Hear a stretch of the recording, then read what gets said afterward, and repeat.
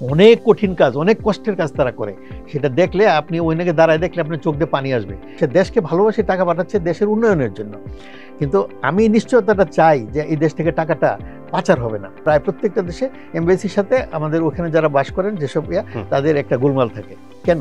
তাদেরকে কি ওখানে পোস্টিং দেওয়া হয়েছে এই যারা কাজ করতে যায় তাদের সাথে গোলমাল করার জন্য? একজন লোক একটা সরকারি ব্যাংকে টাকা পাঠিয়েছে, তার ওয়াইফ বিদেশে থাকে, সেখান থেকে টাকা পাঠিয়েছে 9 মাস হয়েছে। 9 মাসে সে টাকাটা দেয় নাই। পৃথিবীতে বাংলাদেশের যারা আছে সবার নাম্বার যদি আমার কাছে থাকে, আমাদের কাছে তাদের ইমেল অ্যাড্রেস থাকে, একটা আঙ্গুল মানে টিপ দেওয়ার সাথে সাথে কম্পিউটারে সারা পৃথিবীতে চলে যাবে তাদের কাছে ইনফরমেশন যে আজকে এই হচ্ছে, আমরা এই সুযোগ সুবিধা দিচ্ছি। তাদেরকে আপনার জানাতে হবে যে তুমি যদি ডলারে এখানে খাটাও ইন্টারেস্ট রেটটা বেশি পাবা, আবার যে কোনো সময় ডলারে ফেরত নিয়ে আসতে পারবা টাকা।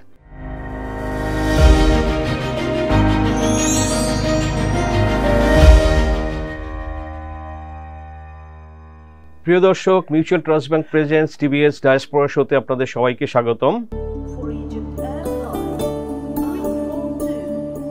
সময়টা সেখানেই দিন যেখানে আপনি না থাকলেই নয়। অনলাইন অফলাইন সব ধরনের সেবা নিয়ে ব্যাংকিং এর জন্য তো আমরা আছি। এমটিবি, এই সময়ের ব্যাংকিং। আমি সাজ্জাদুর রহমান আছি আজকে আলোচনায়। দর্শক, আমাদের সঙ্গে অতিথি হিসেবে আছেন মিস্টার মাহফুজুর রহমান, বাংলাদেশ ব্যাংকের সাবেক নির্বাহী পরিচালক। দীর্ঘদিন তিনি সেন্ট্রাল ব্যাংকে কাজ করেছেন বিভিন্ন পোস্টে, বিভিন্ন সেকশনে, এবং তার এই যে রেমিটেন্স নিয়ে একটা খুব গভীর অভিজ্ঞতা আছে। আমরা টিভিএস ডায়াসপোরাতে দর্শক ইউজুয়ালি বাংলাদেশি যে একটা ডায়াসপোরা বড় একটা নাম্বার, সারা পৃথিবীতে তারা ছড়িয়ে ছিটিয়ে আছে, কিন্তু কাজের ক্ষেত্রে আমরা মূলত হচ্ছে যে মিডল ইস্টার্ন মার্কেটগুলো, দেশগুলো এবং সঙ্গে মালয়েশিয়ান মার্কেট, এগুলো হচ্ছে যে মেজর। বাট এখন বাংলাদেশি ডায়াসপোরা আমেরিকা, ইউরোপের বিভিন্ন দেশে আছে এবং সেটা আমরা দেখি রেমিটেন্স ইনফ্লোর ক্ষেত্রেও দেখি যে আমেরিকা, ব্রিটেন থেকেও একটা big some of money remittance হিসেবে বাংলাদেশে আসে। সো দর্শক, আমাদের বাংলাদেশে অনেক লোক বাইরে যায়। আমরা প্রতি মাসের একটা ডাটা আমরা দেখি, রিলিজ করে বিএমইটি। তো সেখানে আমরা দেখি যে 11 লাখ 12 লাখ লোক বাংলাদেশ থেকে প্রতি মাসে যাচ্ছে, এরকমের কিছু ফিগার। So stunning figure. কিন্তু রেমিটেন্সের ক্ষেত্রে সেটার প্রভাবটা আমরা অনেক সময় দেখি না, বিকজ বাংলাদেশের প্রতি মাসে এই যে সম্প্রতি মাসে যেটা গড়ে অ্যারাউন্ড $2 বিলিয়ন করে প্রতি মাসে বাংলাদেশে রেমিটেন্সের ইনফ্লো হচ্ছে, কিন্তু সেটা কিন্তু আমরা কোভিডের সময়ে দেখেছিলাম এর থেকেও বেশি পরিমাণ, এবং কোভিডের প্রথম বছরে নিয়ারলি $25 বিলিয়ন বাংলাদেশে এসেছিল। কিন্তু তারপরে অনেক লোক গিয়েছে, কিন্তু বাংলাদেশের রেমিটেন্সের ফ্লো কেন আসলে বাড়ছে না? তো দর্শক, এই বিভিন্ন বিষয় নিয়ে, দিক নিয়ে আমরা আলোচনা করব। মিস্টার মাহফুজুর রহমান আছেন এবং ওনার ক্যারিয়ারে উনি পৃথিবীর বিভিন্ন দেশে এইগুলো বাংলাদেশি ডায়াসপোরা নিয়ে কাজ করেছেন, ফরেন এক্সচেঞ্জ কিভাবে বুস্ট আপ করা যায় কাজ করেছেন। আমরা আলোচনা করব এবং আপনাদের সঙ্গে শেয়ার করব। তো স্যার, আপনাকে স্বাগতম টিভিএসে। ধন্যবাদ আপনাকে। এই যে যেটা শুরুতে বলছিলাম আমি ইন্ট্রোডাকশনে, যে অনেক লোক বাইরে যায়, রেকর্ড হয়, কিন্তু রেমিটেন্সের ক্ষেত্রে কি সেটার রিফ্লেকশন আপনি দেখতে পান? আসলে রেমিটেন্স মানে বাইরে যারা কাজ করতে গিয়েছে, প্রথমেই আপনাকে বুঝতে হবে তারাও কিন্তু মানুষ, অবশ্যই, এবং তারা হিরো। হ্যাঁ, আমি ব্যক্তিগতভাবে তাদের কাছে বিভিন্ন জায়গায় মিট করেছি। আমি কথাগুলো বলবো, আমরা যারা বাংলাদেশে বাস করি তাদের চেয়ে অনেক বেশি বাংলাদেশকে তারা ভালোবাসে। এটা আমি চ্যালেঞ্জ করে বলতে পারি, কারণ তারা বাংলাদেশের জন্য প্রতিদিন তাদের চোখের থেকে পানি বেরোয়। হ্যাঁ, মরুভূমিতে যারা কাজ করে আমি তাদের সাথে মিট করেছি বিভিন্ন দেশের বিভিন্ন জায়গায়, এবং তাদের সাথে কথা বললে তাদের বাংলাদেশ সম্পর্কে তারা জানতে চায়, কথা বললে, এবং বাংলাদেশে ভালো চায়। এখন আপনি যে প্রশ্নটা করেছেন, তাদেরও কিন্তু অনেক সময় টাকা ভবিষ্যতে কি হতে পারে, কিছু টাকা তারা জমায়। আচ্ছা, প্রথমে যারা যায় তাদের দরকার হয় যে কোনো সময় তার চাকরি নাও থাকতে পারে বা দরকার হতে পারে, কিছু টাকা তারা জমায় আর কিছু টাকা বাংলাদেশে পাঠায়। বাংলাদেশে পাঠালে এইখানে একটি প্রশ্ন আমি বলতে চাই যে তাকে কিন্তু নিশ্চয়তা থাকতে হবে, সে দেশকে ভালোবাসে টাকা পাঠাচ্ছে দেশের উন্নয়নের জন্য। কিন্তু আমি নিশ্চয়তাটা চাই যে এই দেশ থেকে টাকাটা পাচার হবে না এবং খারাপ লোকজন টাকাটা বিদেশে নিয়ে করবে না। এই নিশ্চয়তাটা না পেলে সে তার টাকাটা কেন পাঠাবে, এটা আপনি আমাকে বলেন। এই যে ধরেন যে রেমিটেন্সের সঙ্গে পাচারের সম্পর্কটা কি? হ্যাঁ, রেমিটেন্সের সঙ্গে অবশ্যই পাচারের সম্পর্ক আছে। আপনি যদি যারা এখানে টাকা সরাসরি পাঠাচ্ছেন ব্যাংকিং চ্যানেলে, সেটা কিন্তু হচ্ছে না, সরাসরি পাচারটা হচ্ছে না, পাচারটা হচ্ছে আবার অন্যভাবে, সেখানে আমরা পরে যাই। কিন্তু রেমিটেন্সের বদলেও কিন্তু একটা পদ্ধতি আছে, সেটা হলো হুন্ডি বা হাওলা বলে অনেক জায়গায়। সেখানে কিছু লোক মনে করেন, আপনি সে সিঙ্গাপুরে চাকরি করছে একজন লোক, সে একজন ব্যাংকের বাইরে একজনকে সে টাকা দিয়ে দিল, এবং সেই তার লোকটা প্রতিনিধি বাংলাদেশে ওই যে টাকা পাঠাচ্ছে তার আত্মীয়কে বা তার বাবাকে টাকা হাতে হাতে দিয়ে দিল। এমনকি ওরা যে কাজটা করে, ওই লোকের বাড়িতে যায়, গিয়ে টাকাটা দিয়ে তারপরে টেলিফোন করে ছেলের সাথে ধরায় দিলে সে কথা বলে বাবা টাকা পেয়েছি, তুমি কেমন আছো, 1-2 মিনিট কথা বলে এরপরে সে ডলারটা দেয়। ব্যাংকের পক্ষে তো এটা করা সম্ভব না।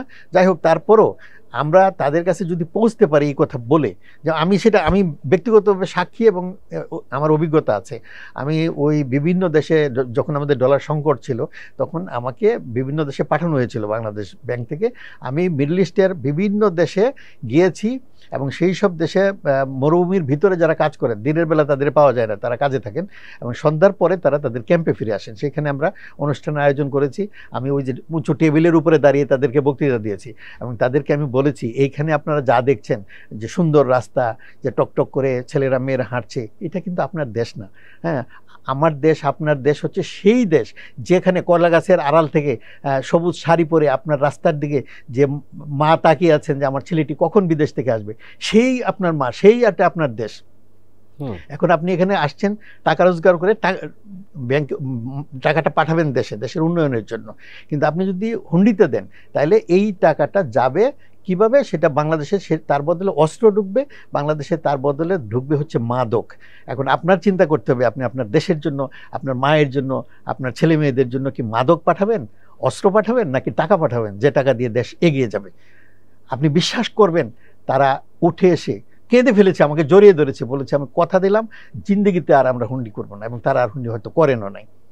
কিন্তু যখন তারা জানবে যে এই টাকাটা আমরা এই দেশে ঠিকভাবে রাখতে পারছি না, কেউ না কেউ আবার বিজনেস সিস্টেমে হোক বা যেভাবে হোক, হ্যাঁ, ওই যে ট্রেড বেসড মানি লন্ডারিং যেটাকে বলে, সেইভাবে আবার কোনো মহল টাকা পাচার করে দিচ্ছে, এটা যদি তার মাথায় আবার যায়, তাহলে দেশের সেই টাকা পাঠানোর আন্তরিকতা তার নাও থাকতে পারে। সুতরাং আমাদের দরকার আগে আমাদের সৎ হওয়া, আমাদের দেশটার এখনও যারা আমরা কাজ করছি, আমরা যেন আর টাকা পাচার না করতে পারি, হ্যাঁ, এবং ভবিষ্যতে যাতে টাকা পাচার না হয়, এইটা আগে আপনি করেন, নিশ্চিত করেন। এরপর অতীতে যারা করেছে সেটা কিভাবে আনবেন, সেটাকে বিচার করবেন, সেটাও করেন। তাহলে তারা অবশ্যই টাকা পাঠাবে, তারা আমাদের চেয়ে দেশকে অনেক বেশি ভালোবাসে। ফাইন, আপনি যেটা বললেন যে যদি তাদের কাছে আমরা পৌঁছতে পারি, এই পৌঁছাতে এই যে প্রবাসীরা, লক্ষ লক্ষ প্রবাসী বাইরে, আপনি যেটা বললেন যে তারা খুবই কঠোর পরিশ্রম করছে, দিনের বেলা সারাদিন কাজ করছে, এবং এখানে তাদের ফ্যামিলি, পরিবারের জন্য, সন্তানদের জন্য টাকা পাঠাচ্ছেন, এই যে কষ্টটা করছেন, তো যদি পৌঁছতে পারি আমরা, এই প্রশ্নটা কেন আসছে, আমরা কেন পৌঁছতে পারছি না? Very good. আমি ওখান থেকে ফিরে এসে যে কাজগুলো করেছি সেগুলো একটু বলি। আমি তাদের একটা ওয়েবসাইট তৈরি করেছি বাংলাদেশ ব্যাংকে, হ্যাঁ, যে পৃথিবীর বিভিন্ন দেশে যারা কাজ করে তাদের ইমেল অ্যাড্রেস, তাদের নাম্বার, তখন হোয়াটসঅ্যাপ ছিল না, ইমেল অ্যাড্রেস বা অন্যান্যভাবে যোগাযোগ করার সিস্টেম। আজকে বাংলাদেশ সরকার মনে করেন একটা নতুন আইডিয়া থ্রো করলো ইনভেস্টমেন্টের। আমি সাথে সাথে যদি ওইখানে এটা পোস্ট করি, তাহলে সারা পৃথিবীতে যে আমার কোটি কোটি ভাইয়েরা আছেন তাদের কাছে পৌঁছে যাবে। আচ্ছা, এই জিনিসটা বাংলাদেশ ব্যাংক বহাল রাখছে না, বন্ধ করে দিয়েছে। এটা করা উচিত। বাংলাদেশ ব্যাংক একা পারবে না, এটা যারা আমাদের এমবেসি আছে বিভিন্ন, তাদের সহযোগিতা লাগবে, তারা ওইখান থেকে কালেক্ট করে এখানে দিতে হবে। দিলে বাংলাদেশ ব্যাংকের এই ইয়াটা বন্ধ, মানে চালু থাকবে।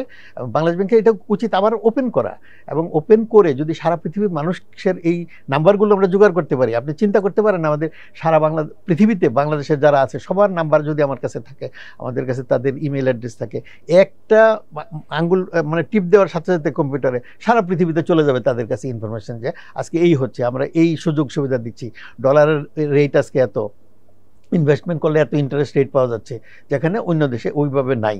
তখনই সে টাকা পাঠাবে, কিন্তু আপনি সেই যোগাযোগটা করছেন না। আমাদের এমবেসিগুলো কিন্তু আপনি দেখেন প্রত্যেকটা দেশে, প্রায় প্রত্যেকটা দেশে এমবেসির সাথে আমাদের ওখানে যারা বাস করেন যেসব তাদের একটা গোলমাল থাকে। কেন? তাদেরকে কি ওখানে পোস্টিং দেওয়া হয়েছে এই যারা কাজ করতে যায় তাদের সাথে গোলমাল করার জন্য, তাদের সাপোর্ট দেওয়ার জন্য তাদের পাঠানো হচ্ছে। এটা বড় একটা অ্যালিগেশন যে তারা সার্ভিসটাই দেয় না, বা আমাদের এই যে প্রবাসীরা আসলে আমাদের এম্বাসিগুলো থেকে আসলে ওই রকমের কোনো সমর্থন বা সহযোগিতা পায় না। দু এক জায়গায় আমরা মিটিং করতে গিয়ে দেখি যে ওদেরকে মারতে যায় লোকজন, বিভিন্ন রকম কাজ তারা করেছে অতীতে। এই বিষয়গুলো আমাদের পররাষ্ট্র মন্ত্রণালয়ের ভালো করে লক্ষ্য করা দরকার এবং ইয়ে করা। অনেক জায়গায় এমন সব কাজ হয়েছে, আমি বেশি বলবো না, ধরেন আমাদের ইন্দোনেশিয়াতে একসময় আমাদের লাগতো না, ভিসা লাগতো না, ছিল। এখন তারা ভিসা দিতে চায় না। কেন দিতে চায় না? আমাদের এমবেসিতে একটা দুষ্কর্ম হয়েছে, এটার বিচার হয়েছে? হয় নাই। কেন হয় নাই সেই বিচারটা? রাইট, বাট এটা নিয়েও তো অনেক বছর আলোচনা, লেখালেখি, এটা সবাই জানে যে বাংলাদেশের যে এম্বাসিগুলো বিভিন্ন দেশে, এরা আসলে প্রোঅ্যাক্টিভ না, মানুষের জন্য, দেশের জন্য ওইভাবে আসলে কাজ করে না। তো এটা তো আপনারা সরকারের লেভেলে আমরা না যাই, আপনি যদি অনুমতি দেন। আমি ওই যোগাযোগটা আমার শেষ হয় নাই। মনে করেন আমাদের এই ভাইয়েরা যারা দেশে আসেন না, তারা ইদানিং আমি শুনেছি যে এয়ারপোর্টে তাদেরকে স্বাগত জানানোর জন্য একটা ইন্টারিম গভর্নমেন্ট তাদের জন্য তো একটা স্পেশাল লঞ্চ করেছে। ধন্যবাদ জানাই সরকারকে। কি তারা বাংলাদেশে যখন আসে, যে কয়দিন আসে, সেখানে আমাদের যে ব্যাংকগুলো আছে তাদের, আমি বারবারই তাদের বলেছি যে যখনই বিদেশ থেকে লোকজন আসে তাদেরকে তোমরা দাওয়াত দিবা, তোমার অফিসে এনে তাদেরকে নিয়ে একটা মিটিং করো। প্রতি মাসে এই এলাকায় কারা কারা বিদেশে থাকেন তাদেরকে নিয়ে একটা মিটিং করো। একটা চা বিস্কুট খাওয়ালে কয় টাকা যায়? তাদের সাথে একটা সুসম্পর্ক থাকবে। সেই লোকটার ম্যারেজ ডের তথ্যটা আমি নিব, সেই লোকটার জন্মদিনের তথ্যটা আমি নিব, আমি তার জন্মদিনে একটা শুভেচ্ছা জানাবো, তার ম্যারেজ ডেতে একটা হ্যাপি অ্যানিভার্সারি বলবো। সে পৃথিবীর যেখানেই থাকুক না কেন, যখনই সে একটা বাংলাদেশের ব্যাংক তাকে জানাচ্ছে, তার মনটা আনন্দে ভরে যাবে এবং সে কিন্তু কখনোই টাকা আর হুন্ডিতে পাঠাবে না, সে ওই ব্যাংকেই পাঠাবে। আপনি এটা বিশ্বাস করেন আর না করেন, তারা কিন্তু আমাদের এই কাজগুলো করবে, কিন্তু আমরা সেটা করছি না। কেন করছি না? আমাদের এইখান থেকে কয় টাকা লাগে, আমরা যদি এই যে আমি যে ঘুরে আসছি কয় টাকা খরচ হয়েছে, তার চেয়ে অনেক বেশি ডলার কিন্তু আসছে। এবং তখন ডক্টর আতিউর রহমান সাহেব বলছে, তুমি আর যেও না, আমাদের রিজার্ভে এত বেশি হয়েছে, আমরা ইনভেস্ট করার জায়গা পাচ্ছি না। আচ্ছা আচ্ছা, বিশ্বাস করেন আপনি? ওই সময় তো রিজার্ভ একদম জাস্ট, তখন আমরা ইনভেস্ট করার জায়গা পাচ্ছিলাম না।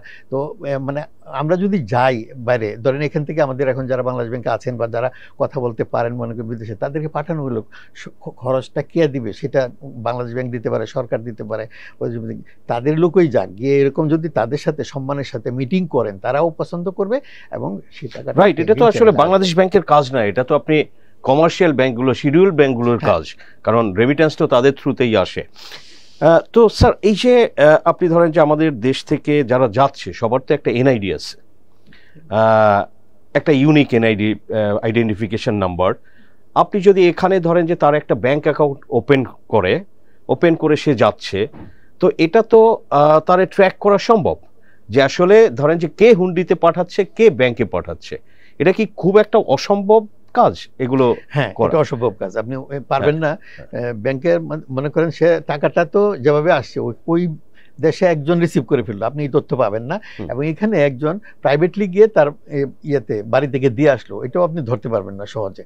তো একবার বিকাশের মাধ্যমে রাতে 3টার সময় কয়েক হাজার লোকের কাছে টাকা গিয়েছিল, তো বিকাশ ওই অ্যাকাউন্টগুলি বন্ধ করেছে, ওই এজেন্টগুলোকে বন্ধ করে দিয়েছিল। কারণ হচ্ছে যে আমরা সন্দেহ করেছিলাম যে এই এজেন্টগুলো রাতে 3টার সময় হঠাৎ করে এতগুলো টাকা বিভিন্ন জায়গায় যাওয়ার কথা না, এটা হুন্ডিতে আসছে বলে ধারণা করা হয়েছে। কিন্তু আমি বলছি যে ধরেন যে এই যে হুন্ডি থেকে ফর্মাল চ্যানেলে, ব্যাংকিং চ্যানেলে ইনফ্লোটা বাড়ানোর জন্য, যেটা ধরেন যে ইন্ডিয়াতে এই যে ধরেন যে হুন্ডি, মিডল ইস্টে যারা হুন্ডি অ্যাক্টিভিটিজের সাথে জড়িত, এগুলো কিন্তু বাংলাদেশিদের থেকে বেশি ইন্ডিয়ান পাকিস্তানিরা আছে, বাংলাদেশিরাও আছে। বাট আই থিঙ্ক ইন নাম্বারে এটা ধরেন যে বাংলাদেশ থেকে যত হুন্ডি হয়, এই যে এখান থেকে ইন্ডিয়াতে প্রচুর হুন্ডি হয়, বিকজ আপনি জানেন যে ট্রিটমেন্ট, ব্যবসা বাণিজ্য বিভিন্ন, তো এগুলো কিন্তু ইন্ডিয়ানরাই আসলে অপারেট করে অনেক ক্ষেত্রে। কিন্তু ইন্ডিয়ান ডায়াসপোরা তারা কিন্তু হুন্ডির মাধ্যমে টাকা পাঠায় খুবই কম। এগুলো রিসেন্ট ইয়ারের স্ট্যাটিস্টিক্সে বিভিন্নভাবে দেখা যায়, অ্যাপের মাধ্যমে পাঠায়। তো বাংলাদেশে আমি যেটা বলছি যে ধরেন যে সবাই যাচ্ছে, সবার একটা ইউনিক আইডেন্টিটি আছে, সবার একটা ব্যাংক অ্যাকাউন্ট থাকবে। যে 1 লক্ষ লোক গেল, মনে করেন যে 1 লক্ষ লোক, এরা সে এই যে 60টা ব্যাংকে তাদের বিভিন্ন ব্যাংকে অ্যাকাউন্ট আছে, যে যার ইচ্ছা মতো অ্যাকাউন্ট খুললো। বিএমইটি যেমন নাম্বারটা দিচ্ছে, সো ব্যাংকগুলো ইজিলি বিএমইটি থেকে এগুলো নিতে পারে। আমি বলছি যে তাদের যদি প্রত্যেকের দেশে যাওয়ার আগে একটা অ্যাকাউন্ট খুলে যাওয়া, বা মনে করেন যে তারপরে আপনি আসতে খুব ফ্রেন্ডলি অ্যাপ তৈরি করা, যে তারা যাতে একটা স্মার্টফোনে ওইখান থেকে বসে টাকাটা পাঠাইতে এখানে পারে? একটা সমস্যা আছে। কি সমস্যা? সমস্যাটা হচ্ছে যে যারা যায় সবাই কিন্তু বৈধ পথে যায় না। হ্যাঁ, অনেকে ট্যুরিস্ট ভিসা নিয়ে যায়, দেখবেন ৩-৪ দেশে ঘুরে তারপরে আস্তে আস্তে ইউরোপের দিকে ঢুকে যায়। ওই সব দেশে গিয়ে তারা ইলিগাল বিএমইটি যে ফিগারটা দিচ্ছে সেগুলো সব লিগ্যাল। হ্যাঁ, লিগ্যাল ইলিগ্যাল তো তার কাছে কোনো ফিগার নেই। লিগ্যাল যারা যায় তারা কিন্তু অ্যাকাউন্ট খুলেই যায়, এবং ব্যাংকগুলি আজকাল তাদেরকে বলে যে তোমরা 2টা অ্যাকাউন্ট খুলো। হ্যাঁ, একটা অ্যাকাউন্ট তোমার নিজের নামে খুলো যেটা তুমি একাই অপারেট করবে, আরেকটা অ্যাকাউন্ট হচ্ছে খুলবে যেটাতে টাকা বেনিফিশিয়ারি এখানে। তা নাহলে আমাদের দেশের লোকজন করে কি টাকা আসলে সব খরচ করে ফেলে, তো ওই লোকটা এসে তারা রাস্তায় পড়ে। সুতরাং এটা 2টা অ্যাকাউন্ট খুলতে বলে, যে একটা হলো তার নিজের জন্য, এটাতে যে টাকা পাঠাবে কেউ উঠাতে পারবে না, আরেকটা অ্যাকাউন্ট খুলবে যেটা তার গার্জিয়ান বা তার ওয়াইফ বা তার বাবা তারা অ্যাকাউন্ট অপারেট করবে, সেটা শুধু সংসার চালানোর জন্য সে যে অংশটুকু দিবে ওটা খরচ করবে। এই তো এটা ব্যাংকগুলো করে, এটা এখন করে না যে তা না, কিন্তু ওইখানে যখন টাকাটা তার দরকার হয় এই মুহূর্তে, তো গিয়ে তার কাছে যদি ওই হুন্ডিওয়ালারা ঘুরে এবং বলে যে রেটও একটু বেশি দিচ্ছি এক্ষুনি পেয়ে যাবা, হ্যাঁ, তাইলে তারা অনেক সময় ওই লাইনে চলে যায়। এই জন্য তাদেরকে উদ্বুদ্ধ করার দরকার আছে। হ্যাঁ, তো গিয়ে যদি আমাদের লোকজন উদ্বুদ্ধ করতে পারে বা তাদের সাথে আপনার আমাদের ব্যাংকগুলো বলছেন, হ্যাঁ, ব্যাংকগুলো হতে পারে, সরকারও হতে পারে, বাংলাদেশ ব্যাংক হতে পারে। বাংলাদেশ ব্যাংকের কাজ না, এটা কিন্তু সঠিক না। বাংলাদেশ ব্যাংক এই ফরেন এক্সচেঞ্জের টোটাল নেতৃত্ব তো বাংলাদেশ ব্যাংক দিচ্ছে। হ্যাঁ, ফরেন এক্সচেঞ্জ তো তারাই ম্যানেজ করছে, কিন্তু ধরেন যে রেমিটেন্সটা যে দেশে আনা, এটা তো আর বাংলাদেশ ব্যাংকের সরাসরি কোনো কাজ করে না, তারা সচেতনতামূলক প্রোগ্রাম নিতে পারে। মানে ডলারটা এসে তো আলটিমেটলি বাংলাদেশ ব্যাংকেই যায়, রিজার্ভ কি বড় করে। সুতরাং বাংলাদেশ ব্যাংকেরও দায়িত্ব আছে সেটা করা, শুধু কমার্শিয়াল ব্যাংকে নিয়েই করুক। আমরা যেমন করেছি, আমি কিন্তু একা করি নাই, কমার্শিয়াল ব্যাংকে নিয়েই আমরা করেছি। তারা আমাদের সাথে ওই যে ব্যাংক যে দেশে মানে প্রভাব বিস্তার করে আছে ওই দেশে ওই ব্যাংকের লোককে আমরা সাথে নিয়ে গেছি। ধরেন আমি ওই যে ইউএই বা এইসব দেশগুলোতে ইসলামী ব্যাংকের সবচেয়ে বেশি, আমি ইসলামী ব্যাংকের মইনুল নামে একটা ছেলে ছিল ওইখানে, তখন তাকে নিয়ে এই যে ক্যাম্পে ক্যাম্পে ঘুরেছে, কিন্তু মইনুলকে নিয়ে তার সহযোগিতা নিয়েছি আমি। এরকম এখনো করা যেতে পারে না। এই যে ইসলামী ব্যাংকের কথা বললেন, ইসলামী ব্যাংক কিন্তু ধরেন যে গত কিছুদিন একটু কমেছিল, বাট ইসলামী ব্যাংক কিন্তু আসলে আপনি অন ফোর্থ রেমিটেন্স বাংলাদেশে অনেক সময় তারা এনেছে। তো এই যে ইসলামী ব্যাংক যদি পারে, তারা কিভাবে পারছে, অন্যরা পারছে না কেন? আপনি কিভাবে দেখেছেন? ইসলামী ব্যাংক যেভাবে পারে সেটা হচ্ছে তারা অলরেডি মিডল ইস্টের বিভিন্ন দেশগুলোতে তারা বিভিন্ন চুক্তি করেছে ওইখানে ওইসব দেশের প্রতিষ্ঠানের সাথে, এবং তারা ওইখানে তাদের লোক বসিয়ে দিয়েছে যারা ক্যাম্পে ক্যাম্পে ঘুরে এবং তাদের সাথে দেখা করে তাদেরকে দাওয়াত দেয় এবং এনে তাদের ইয়াতে পাঠায়। এমনকি আমি বিশ্বাস করেন আপনি, এমনও করে আমি দেখি ইসলামী ব্যাংকের লোকজন, একজন লোক বলে আমার অ্যাকাউন্ট তো অগ্রণী ব্যাংকে, বলে কোনো অসুবিধা নেই, আসেন আমি অগ্রণী ব্যাংকে কীভাবে পাঠাতে হয় আপনাকে হেল্প করবো, শহরে আসেন, আমি আইসা আমার সাথে দেখা করেন। এবং তারা ওইটাও করে। এর ফলে হচ্ছে কি, আরেকদিন সেই লোকটা মনে করে যে তার হেল্প নিয়ে আমি অগ্রণী ব্যাংকে পাঠাচ্ছি, why not in Islami bank, এই আস্তে করে সে আবার ইসলামী ব্যাংকে চলে গেল। এইভাবে তারা সব কাজগুলো করছে। কিন্তু আমাদের অন্য কোনো ব্যাংকের লোক কিন্তু বাইরে নাই, যারা আছেও তারা শহর কেন্দ্রিক একটা অফিস নিয়ে বসছে, সেখানে আপনি আসলেন, না আসলে নাই, আমি ওখানে বসতে, কিন্তু ইয়া করে না। আমরা শুনেছি ওই যে সাবেক MD mister M A Mannan, আপনি চেনেন, তো উনি মিডল ইস্টে কয়েক বছর ছিলেন এবং ওনার থেকে অভিজ্ঞতা আমরা শুনেছি যে উনি এই যে আমাদের যে ডায়াসপোরা তো থাকে, তারা একটা নির্দিষ্ট এরিয়াতে পকেটে দেখা যাচ্ছে যে এখানে অনেক বাংলাদেশি, সো সেই সব জায়গায় গিয়ে সরাসরি কাজ করেছেন এবং উদ্বুদ্ধ করার চেষ্টা করেছেন, যে কারণে রেমিটেন্সে ইসলামী ব্যাংকের তারা বড় একটা অংশ পেয়ে থাকে। তো স্যার, এই যে সরকারি ব্যাংক, ধরেন যে সোনালী ব্যাংক, অগ্রণী ব্যাংক, জনতা ব্যাংক, এদের মানে 1000-এর উপরে ব্রাঞ্চ প্রত্যেকের দেখা যায়। সোনালী ব্যাংক তো 1200 সামথিং এরকমের, সারা দেশে তাদের নেটওয়ার্ক আছে। তো এই যে ইসলামী ব্যাংকের থেকে অনেক বেশি ব্রাঞ্চ, মোর দ্যান ডাবল তাদের, গ্রামে গঞ্জেও থানা লেভেলে ব্রাঞ্চ আছে। আমাদের সরকারি ব্যাংকগুলো কি আসলে এই বিষয়ে আদৌ কোনো কাজ করে থাকে বা কেন করে না? আপনি তো আদৌ করে না এটা আমি বলবো না, বাট তারা একটু কম মোটিভেটেড। হ্যাঁ, যার ফলে এই যে আমি এতক্ষণ যে কথাগুলো বললাম যে গ্রামে আমার পোস্টিং আছে গ্রামে, ওকে, গ্রামে কারা কারা বিদেশে থাকে এটা আমি জানি, আমি তাদের বাড়িতে গিয়ে যোগাযোগ করে তাদের নাম্বারগুলি আনা, তারা যখন আসে তাদেরকে আমার ব্যাংকের দাওয়াত দিয়ে করা, এটা আমাদের এই সরকারি ব্যাংকের লোকজন সাধারণত করে না, কিন্তু প্রাইভেট কোনো ব্যাংকের লোকজন এইভাবে করে। হ্যাঁ, আমরা পরামর্শ দেওয়ার পরে হয়তো অনেক ব্যাংক আরও বেশি করে। তো ধরেন এখন এইভাবে করে আপনার সাথে যোগাযোগ যদি আমার না থাকে, হ্যাঁ, যে মানে হয়েছে কি, একটা লোকের সাথে আমি চিনি বা তারকে আমি তাকে দেখলেই কিন্তু আমার আন্তরিকতাটা বেড়ে যায়, হ্যাঁ, যে মনে হয় যে তার সাথেই আমি কাজটা করি।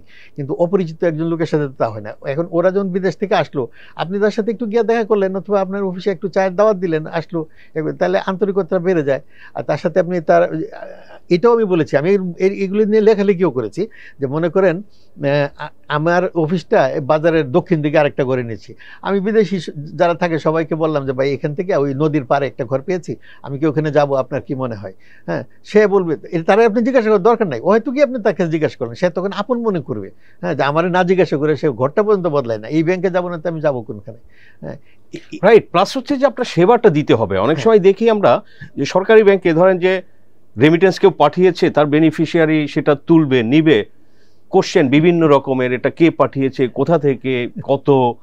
সো দিস কাইন্ড অফ, এটা ধরেন যে আলটিমেটলি যদি সেবাটা দেওয়া যায়, আমি একটা অভিজ্ঞতার কথা দেওয়া বলি। যায়। জি প্লিজ। একজন লোক, হ্যাঁ, আমার বাড়ি হচ্ছে কিশোরগঞ্জ জেলার পাকুন্দিয়া থানায়, সেখানে ব্যাংকটার নাম না বলি, একটা সরকারি ব্যাংকে টাকা পাঠিয়েছে, তার ওয়াইফ বিদেশে থাকে, সেখান থেকে টাকা পাঠিয়েছে, 9 মাস হয়েছে, 9 মাসে সে টাকাটা দেয় নাই। তো ওই লোকটা মানে এতই সাধারণ যে আমার সাথে এসে কথা বলবে এরকম হয়তো সে ভয় পাচ্ছে, কেন জানি। তা আমি ওই একটা টি স্টলে বসে ইয়ে করতেছি, আরেকজনকে ধরেছে, তা আমি তাকে ডেকে এনেছি, এনে সবকিছু জেনে আমি কাগজগুলো নিয়ে আসলাম, এনে 9 মাস আগে টাকাটা কোন ব্যাংকের মাধ্যমে আসছে, কিভাবে এটা কোথায় কোথায় গিয়েছে সব আমি বের করেছি 3 দিনের মধ্যে। তখন যেহেতু আমি বাংলাদেশ ব্যাংকে চাকরি করি, এটা আমার পক্ষে সম্ভব ছিল। তারপর ওই ম্যানেজারকে আমি টেলিফোন করেছি, মানে তাকে বলেছি আপনি যান ব্রাঞ্চে গিয়ে ম্যানেজারকে টেলিফোন দেন। ম্যানেজার টেলিফোন ধরবে না, তো বলে যে আপনি চাকরিটা বাঁচাইতে চান তাহলে টেলিফোনটা ধরেন। তারপর ধরছে। আমি একটু শুনেন এখন কয়টা বাজে, সূর্য ডুববে কয়টায়? তো বলে আমি যে এই সূর্য ডুবার আগে যদি ওনার টাকাটা না পায়, কালকে আপনি বুঝবেন কিয়ামত কাকে বলে। এইভাবে আপনি টাকা আপনার এখানে 9 মাস আগে গেছে, হ্যাঁ, কোন দিন কোনখান থেকে কিভাবে টাকাটা গিয়েছে, কত নম্বর মানে আইবিসি এর মাধ্যমে টাকাটা পাঠানো হয়েছে, সব দিয়ে দিছি তাকে। আমি বলছি এখন যদি আপনি আজকের মধ্যে টাকাটা না দেন সূর্য ডোবার আগে, কালকে আপনি বুঝবেন কেন। এবং পরের দিন, এই দিনের মধ্যে দিতে পারেন, পরের দিন সকালে 11টায় বাজার থেকে খুঁজে আইনা তাকে টাকা দিছি। সারা 9 মাস কেন দেয় নাই সেটা কাগজটা হেড অফিস থেকে গেছে, মানে টাকা মানে তার অ্যাকাউন্টে ক্রেডিট হওয়ার যে টাকাটা, এটাকে আইবিসিএ বলে, ইন্টার ব্রাঞ্চ ক্রেডিট অ্যাডভাইস। এই আইবিসিএটা তার ড্রয়ারে হয়তো কোথাও ফেলে রেখেছে, সে খেয়ালই করে নাই অথবা খুলে নাই। সেবার মান যদি এই হয় তাহলে তো আসলে কে পাঠাবে এই ব্যাংকে? তো মানে আনফরচুনেট। এই বিষয়গুলো হেড অফিস থেকেও দেখা দরকার ছিল যে এই টাকাটা ডিসবার্সমেন্ট হয়েছে কিনা। হ্যাঁ, তারা যদি এটা ইয়ে করে যে বিদেশ থেকে টাকাগুলো আসছে, এখন বোধহয় তুলনামূলক একটু ভালো হয়েছে সব ব্যাংকেরই অবস্থা। আর এই মানে রাত্রেবেলা ওইখান থেকে ওই মেসেজও চলে যায়, ইভেন ধরেন আপনি ঘুমাচ্ছেন, দেখা গেল যে বিদেশ থেকে টাকা আসছে, এটা ব্যাংক থেকে আপনাকে জানিয়ে দিচ্ছে। হ্যাঁ, রাত্রে 2টার সময় টিং করে ওঠে যে এই টাকা আসছে, টাকা এসে গেছে, পরের দিন সকালে সে ব্যাংক থেকে টাকা আনতে পারে। এই সেবাগুলো বেড়েছে, আমি বলি না যে এখনো সার্ভিস আগের পর্যায়ে আছে, বেড়েছে, কিন্তু আমরা আরো বাড়াতে পারি। যেহেতু এরা আসলে আমাদের মানে ফরেন কারেন্সির আসলে মেইন সোর্স তো রেমিটেন্স, এক্সপোর্ট থেকে তো বড় একটা অংশ ইম্পোর্টে। আমি একটা জিনিস ভয় পাই, এখন যারা যাচ্ছে, আপনি খেয়াল করেন যে আমাদের দেশ থেকে সব মেধাবী লোকজন চলে যাচ্ছে কিন্তু বাইরে। হ্যাঁ, মেধাবী ছেলেমেয়েরা ধীরে ধীরে বিদেশে মুখী হয়ে যাচ্ছে। আচ্ছা, গেল, তারা ফরেন এক্সচেঞ্জ পাঠানোর জন্যই যে যাচ্ছে শুধু তা না, অনেকে ওখানে গিয়ে বিয়ে করছে, ওখানে বাড়ি করছে, আস্তে আস্তে ওখানে। কিন্তু সে রেমিটেন্স পাঠাচ্ছে তার বাবা মাকে রেখে গেছে এই জন্য, তার ভাইকে রেখে গেছে এই জন্য। যদি তার বাবা মা মারা যাবে যেদিন, সে টাকা পাঠাবে না। তার ভাই যখন মারা যাবে সে কিন্তু আর টাকা পাঠাবে না, সে ওই দেশের নাগরিক হয়ে গেল। ধীরে ধীরে এই ঘটনাগুলো ঘটলে একসময় আমরা কিন্তু মহাবিপদে পড়বো, কারণ আমাদের যে আস্তে আস্তে আমরা কিন্তু মানে ইয়ে হয়ে পড়তেছি, কাজ করি না, বেশিরভাগ সময় ইম্পোর্ট করে খেতে চাই। হ্যাঁ, আমরা এই আলু ইম্পোর্ট করি, একসময় আপনি জীবনে শুনছেন আলু ইম্পোর্ট করতে, কাঁচামরিচ ইম্পোর্ট করতে। আমরা আলু ইম্পোর্ট করি, কাঁচা মরিচ ইম্পোর্ট করে খাই, বিদেশ থেকে আমাদের রেমিটেন্স আসে। আমাদের নিজেদেরও মানে পায়ে দাঁড়াতে হবে। এক সময় আমরা কিন্তু এই রেমিটেন্স এইভাবে পাবো না এক সময়। এক্স্যাক্টলি। একজন ব্রিটিশ কয়েক বছর আগে ওনার সাথে কথা হচ্ছিল, বলছিলেন যে একটা সময়ে রিভার্স রেমিটেন্স হবে। এই যে আপনি যেটা বললেন যে ওখানে তারা সিটিজেন হয়ে যাচ্ছে, তো ফাইন, এখনো তার এখানে বাবা মা ভাই বোন আছে, কিছু টাকা হয়তো পাঠাচ্ছে, বাট সে যখন তার ছেলে মেয়ে ওখানে হবে, তারা ওখানে বড় হবে, এই সেকেন্ড জেনারেশন তো অনেক ইউরোপ আমেরিকাতে হয়ে গিয়েছে, থার্ড জেনারেশনও হয়ে যাবে। সো তখন আসলে, এবং অলরেডি কিন্তু এই সিমটমটা আছে যে দেশে বাড়িঘর জমি বিক্রি করে তারা, এটা যদিও রেমিটেন্স নিয়ে গেছে, পারমিটেড না, কিন্তু গোপনে তারা নিয়ে যেতে পারে, নিয়ে যায়। হ্যাঁ, ইংল্যান্ড থেকে দেখেন টাকা যত লোক আছে তত টাকা আসে না, কারণ হচ্ছে ওটা থার্ড জেনারেশন হয়ে গেছে অলরেডি, তাদের এখানে আর মানে পৈতৃক অনেকেই আছে যে ঢাকা যাদের প্রপার্টি ছিল, বাড়ি গাড়ি এগুলো বিক্রি করে তারা গ্রামের বাড়ি বিক্রি করছে, জমি বিক্রি করছে, নিয়ে আস্তে আস্তে নিয়ে যাচ্ছে। তো এই জন্য আসলে আপনি যেটা বললেন যে এটা একটু সতর্ক সাবধান থাকা, তো ধরেন যে সরকার কি করতে পারে যে এই বিষয়টা যাতে ফিউচারে বড় সমস্যা না হয়ে দাঁড়ায়? প্রথম কথা হলো যে দেশের শিক্ষা ব্যবস্থা উন্নয়ন করতে হবে, যাদেরকে আমরা পাঠাচ্ছি তাদেরকে কারিগরি জ্ঞান সম্পন্ন করে দিতে হবে, যাতে ওইসব দেশে গিয়ে তারা ভালো চাকরি করতে পারে, ভালো জায়গায় করে, নিশ্চিতভাবে ওইসব জায়গায় যেন করে তাদের সুযোগ সুবিধাগুলো কিছু কিছু সরকার দেখেছে, আবার আরও দেখতে হবে। হ্যাঁ, সেগুলো পাঠানোর ব্যাপারেও আমরা যদি আরও উদ্যোগী হই, আর তাদের সাথে আমাদের যোগাযোগটা বহাল রাখতে হবে সবসময়, যারা যাচ্ছে তারা কোথায় আছে, ভালো আছে কিনা, দরকার হলে প্রবলেম থাকলে আমাদের এমবেসিগুলো তাদের হেল্প করবে, এবং আমাদের দেশে কি কি সুযোগ সুবিধা আছে। হ্যাঁ, আমরা কিন্তু পৃথিবীর অনেক দেশ থেকে বেশি রেট ইন্টারেস্টে আমাদের দেশে টাকা খাটানো যায়। এই কথাটা আমাদের অ্যাটলিস্ট 70% এই প্রবাসী ভাইয়েরা জানে না। তাদেরকে আপনার জানাতে হবে যে তুমি যদি ডলারে এখানে খাটাও ইন্টারেস্ট রেটটা বেশি পাবা, আবার যে কোনো সময় ডলারে ফেরত নিয়ে আসতে পারবা টাকা। এই বিষয়গুলো আপনি জানাচ্ছেন না। কিন্তু সেক্ষেত্রে তারা ওখানে বসে যখন দেখছে যে বাংলাদেশের ব্যাংকগুলোর এত সমস্যা, সেটা তো ধরেন যে আমরা দেশে বসেও কিন্তু অনেকে, আপনি সব ব্যাংকে টাকা রাখবেন না, আমি হয়তো সব ব্যাংকে টাকা রাখবো না, তো এগুলো তো তারা দেখছে। আপনি এই সব বিষয় আসলে কিভাবে আলটিমেটলি কিন্তু এই যে করাপশন, সার্ভিস কোয়ালিটি আমরা আলোচনা করলাম, এখন ধরেন যে এই যে করাপশনগুলো হয়েছে এগুলো তো উত্তরণ না ঘটলে আসলে এটাও ডিফিকাল্ট। করাপশন বলেন, টাকা পাচার বলেন, এগুলো বন্ধ করতেই হবে। হ্যাঁ, এখন আমি কি করি, আমি কোন দলকে সমর্থন করি এটা বড় কথা না। একসময় আমিও খেপে যাব যদি দেখি যে আমার দল এই অন্যায় করছে। এইগুলি যে অন্যায় এটা তো সবাই বুঝে। আচ্ছা, এটা বন্ধ করতেই হবে, তা নাহলে দেশের উন্নতি হবে না। আমি একটা মানে বাজে কথা বলি, মনে করেন একজন চুরি করলো, হ্যাঁ, এক জায়গা থেকে চুরি করে সে এখানে একটা ইন্ডাস্ট্রি করলো। হ্যাঁ, আপনার টাকা যদি আমি চুরি করি তাহলে আপনি ক্ষতিগ্রস্ত হইলেন, আমি লাভবান হইলাম, কিন্তু আমি ইন্ডাস্ট্রি যদি এখানেই করি তাহলে 10টা লোক কিন্তু সমানভাবে উপকৃত হইলো, দেশের উপকার হইলো। কিন্তু এই টাকাটা যদি পাচার করে দিই তাহলে টোটালি ক্ষতি হইলো সবার দেশে। হ্যাঁ, আমি চুরি সমর্থন করছি না, আমি বুঝেছি। পয়েন্ট ইজ অনেকে করাপশন করে বাংলাদেশে মিল ফ্যাক্টরি করেছে, ব্যবসা এক্সপ্যান্ড করেছেন, সেগুলো অনেক আছে।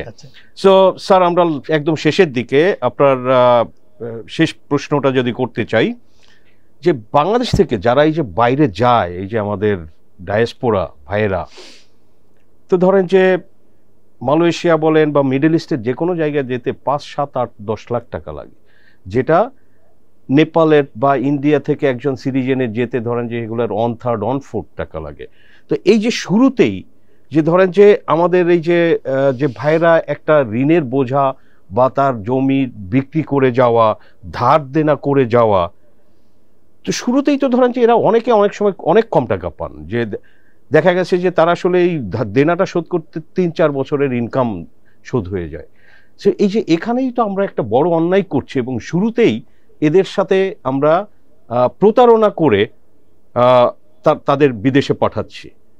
তো এখানে আসলে আজকে যদি 2 লাখ টাকা খরচ করে যেতে পারতো সে কিন্তু, আপনি তখন বললে যে ব্যাংকের মাধ্যমে আপনি টাকা পাঠাবেন ফর্মাল চ্যানেলে, এগুলো কিন্তু সহজ হতো। তো এখানে আসলে ইন্টারিম গভর্নমেন্ট লঞ্চ করেছেন, ভেরি গুড, তাদের একটা সম্মান দেওয়ার জন্য, কিন্তু এই বিষয়ে তো আমরা এখনো কিছু দেখছি না।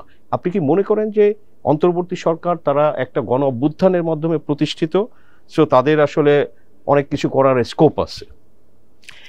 এটা করার স্কোপ তাদের যেমন আছে, আগের সরকারের ছিল, ভবিষ্যৎ সরকারও থাকবে, এবং এটা করতেই হবে।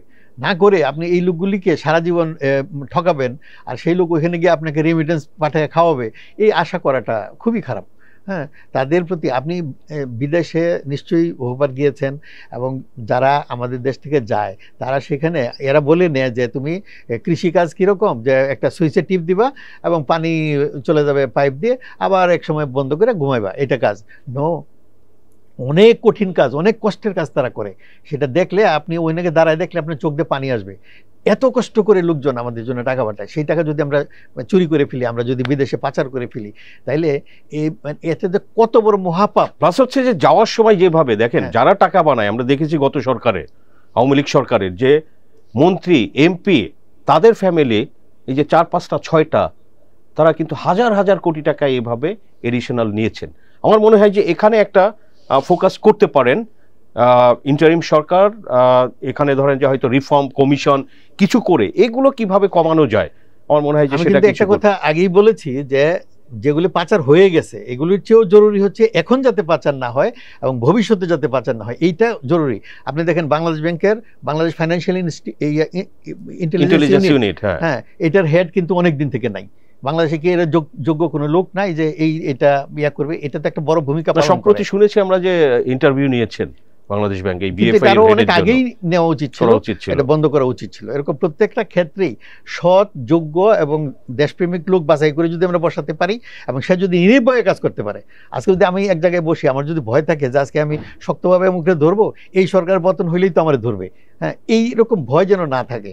এইরকম একটা সমাজ ব্যবস্থা আমাদের গড়ে তুলতে হবে, হ্যাঁ, তাইলে পরে এটা সম্ভব। টোটাল সরকারি সিস্টেমটা আসলে এভাবেই দরকার যে কেউ যেন ভয় না পায়, কেউ যেন কাউকে জোর না করে কাজ করাতে পারে। অতীতে দেখেন আপনি যাদের বিরুদ্ধে পত্রিকায় উঠছে, যাদের বিরুদ্ধে বিভিন্ন অভিযোগ, তাদেরকে আপনি বাংলাদেশ ব্যাংকের হাই অফিসিয়াল সহ বিভিন্ন জায়গায় বানিয়েছেন এবং তাদের পর্যায়ক্রমে এক্সটেনশন দিয়েছেন।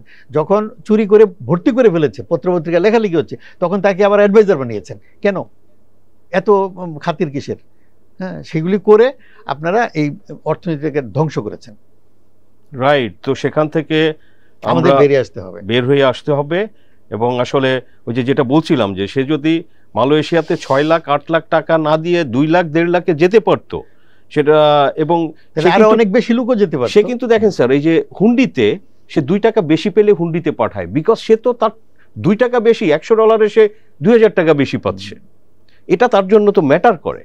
সে চিন্তা করে যে আমি তো এত বেশি টাকা দিয়ে এসেছি, কিন্তু সে কম টাকা দিয়ে আসলে কিন্তু দেশের স্বার্থটা আসলে অটোমেটিকই মাথায় চলে আসে। দেশ যদি তাকে সেই সম্মানটা দেয়া, সেই খাতিরটা করে দিত, তাহলে নিশ্চয়ই দেশের প্রতি তার এই দায়বোধটা বেশি থাকতো, সেটাই আমি মনে করি। রাইট। মিস্টার মাহফুজুর রহমান, আপনি যদি আর কিছু না বলতে চান, আমরা আলোচনা এখানে শেষ করতে চাই। ধন্যবাদ আপনাকে। থ্যাংক ইউ স্যার, আপনার ব্যস্ততা সত্ত্বেও টিভিএসে সময় দিতে পেরেছেন এবং আমরা সুন্দর আলোচনা করলাম আমাদের ডায়াসপোরা নিয়ে। তো ধন্যবাদ আপনাকে। দর্শক, আমরা আলোচনা করলাম বাংলাদেশের যে প্রবাসী ভাইয়েরা যে সারা পৃথিবীতে থাকেন এবং তাদের যে প্রচুর তারা হার্ডওয়ার্ক করে বাংলাদেশের জন্য তারা আসলে টাকা পাঠান, যেটা আলটিমেটলি আমাদের ফরেন কারেন্সিতে জমা হয়, রিজার্ভ এটা বাড়ে এবং বাংলাদেশের অর্থনীতির জন্য বলা যায় যে আসলে মেইন কেন্দ্রবিন্দু কিন্তু আসলে বলা যেতে পারে আমাদের এই যে রেমিটার্সরা। তো এখানে তাদের জন্য আমরা খুবই সার্ভিসটা নতুন সরকার, ইন্টারিম সরকার এয়ারপোর্টে তাদের রেসপেক্ট দেওয়ার জন্য একটা লঞ্চ করেছেন, কিন্তু আমরা মনে করি যে আসলে তাদের আরও বেশি সার্ভিস দেওয়া দরকার। তারা যাওয়ার সময় যে তাদের একটা প্রতারণার শিকার হন, অনেক বেশি টাকা তাদের দিতে হয় অন্যান্য দেশের থেকে যারা যায় তাদের তুলনায় 3-4 গুণ বেশি টাকা দিতে হয়। এই সব প্রতারণা আসলে শুরুতেই কমাতে হবে এবং সেটা আমরা মনে করি যে সরকারের যদি সঠিক উদ্দেশ্য থাকে এবং টার্গেট থাকে তো এটা কিন্তু করা সম্ভব এবং সেটা করতে হবে। দেশের যদি আসলে রেমিটেন্সটা আরও বাড়াতে চাই এবং ব্যাংকগুলোর অ্যাক্টিভিটিস বিদেশে যেখানে রেমিটেন্ট প্রোন বাংলাদেশি ভাইয়েরা থাকেন সেখানে আসলে তাদের সাথে বেশি এনগেজমেন্ট দরকার। আমরা যেটা মিস্টার মাহফুজুর রহমানের সাথে আলোচনায় আমরা জানতে পারলাম যে বেশি এনগেজমেন্ট, তাদের এনকারেজ করা এবং এটা কেন তারা আসলে ব্যাংকিং চ্যানেলে পাঠাবেন, এগুলো কিন্তু মূলত ব্যাংকগুলোরই কাজ। সেন্ট্রাল ব্যাংক সেখানে ফ্যাসিলিটেট করতে পারে, তাদের বিভিন্ন ধরনের যদি সার্ভিস সাপোর্ট দরকার হয় সেগুলো দিতে পারেন। সো দর্শক, আমরা আলোচনা করলাম, আমাদের আলোচনা ভালো লাগলে লাইক করবেন, শেয়ার করবেন। আপনাদের সবাইকে ধন্যবাদ।